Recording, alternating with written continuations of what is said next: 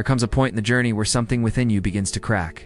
Not loudly but subtly, a discomfort, a whisper in your chest, a sense that you're no longer in the right place, even if nothing outside has changed. You call it healing, you call it growth. But if you look closer, you might see it for what it really is. Disappearance.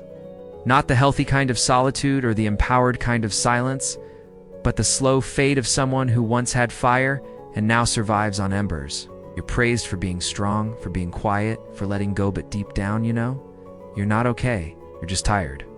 Tired of fighting to be heard. Tired of being misunderstood. Tired of holding space for people who never offered you the same. You scroll through inspirational quotes about letting go, about being at peace, but it doesn't feel like peace. It feels like exile, and not the kind that frees you, the kind that slowly erases you. At first, it was survival. You needed the silence. You needed the retreat. You needed to stop explaining yourself to people who only listened to respond, not to understand. And so you stopped. You shrank. You pulled back. You thought you were healing. But what really happened is you began to disappear, and the world applauded. Because a disappearing version of you doesn't challenge them. A disappearing version of you doesn't need boundaries or truth or presence. They loved you more when you said less, when you took the blame, when you stayed in roles that broke you. Carl Jung said that the path to individuation, to becoming your whole self, requires facing your shadow, integrating what was rejected, and walking alone long enough to hear your own voice again. But disappearing is not the same as integrating. And silence is not always strength. Sometimes, silence is surrender.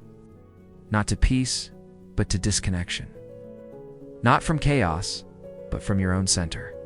You began calling it emotional maturity when you stopped responding to disrespect. Called it growth when you stopped confronting betrayal. Called it detachment when you stopped caring about what used to matter. But if you're honest, completely honest, you know this isn't calm. This is numbness. This is apathy disguised as healing. And it worked for a while. It fooled others. Maybe it even fooled you. Until the inner voice began again. The one that said you were disappearing. And this isn't what you were made for. That voice has always been there. You just stopped listening because it spoke in a language you were taught to fear. Conflict, truth, boundaries, power. You were trained to be soft, to be pleasing, to bend, to be palatable.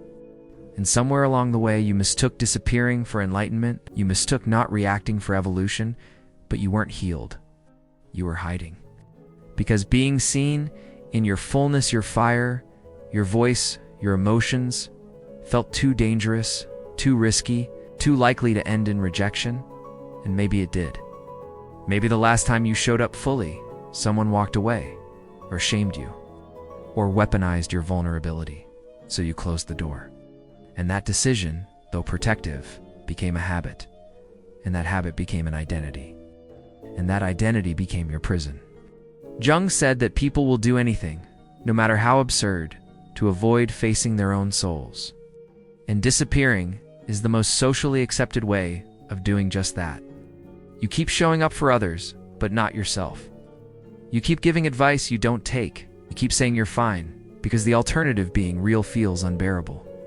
But what if being real is the very thing that would set you free? What if healing isn't soft? What if it's fierce? What if it's not silence but roaring? What if it's not calm but confrontation? Not with others, but with yourself. You think you're evolving? But have you asked yourself, do I feel more alive? Or just more distant? Do I feel more honest? Or just more silent? Do I feel more whole? Or just more invisible? Because true healing brings you back to life. Brings back color, sound, tears, laughter, anger, joy. It doesn't flatten you. It deepens you. It makes you fuller, not smaller. And yes, it disrupts things. Right? It makes some people uncomfortable. It makes relationships shift. It makes truth spill out. It may burn bridges you were never meant to cross again. But it gives you back to yourself. It lets you say, I don't want this, and mean it.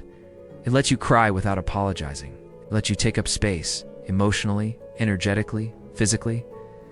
And it lets you stop calling your absence healing. Because healing is presence. Healing is embodiment. Healing is voice. You don't have to disappear to protect your peace. You have to redefine what peace really means. Peace isn't never being triggered. Peace is knowing what to do when you are. Peace isn't cutting everyone off. It's choosing who gets access. Peace isn't silence. It's alignment. And alignment is loud. It makes choices. It sets boundaries. It risks rejection. It tells the truth even when your voice shakes. You are not here to be agreeable. You're not here to be convenient. You're not here to be understood by everyone. You are here to be true. And truth will always be misunderstood by those committed to illusion. Let them misunderstand you. Let them gossip. Let them walk away. That is not your loss. Your loss is disappearing from yourself to keep them comfortable. Your loss is betraying your soul to be included in a space that doesn't value it. Your loss is thinking you have to be smaller to be safe, and you don't. Not anymore. This isn't about becoming reckless. This is about becoming real. This is about returning to yourself, to the version of you that didn't ask for permission, that cried when she needed to, that said no when something felt wrong, that burned with passion, that dreamed wildly, that loved without calculation, that walked away from anything that required her disappearance. That version of you isn't gone. She's waiting. She's the voice rising up right now, whispering, "Come back. I miss you." And when you finally answer that call, you finally stop calling silence healing and start calling presence power, everything changes. Not because the world will get easier, it won't, but because you will stop abandoning yourself in the face of it. And when you stop disappearing, people will notice. Some will be uncomfortable, some will leave. That is not your fault. That is your filter. Let your presence disrupt the illusion. Let your truth clear the room. Because the people who are meant to walk with you, and need you to disappear, to love you. They will love the whole you, the fire, the depth, the stillness, the storm. And most importantly, you will finally love you not the curated version, not the pleasing version, not the palatable version. You will love the loud, breathing, sacred truth of who you really are. And that is the moment you stop healing. Because healing was never the destination. You always were.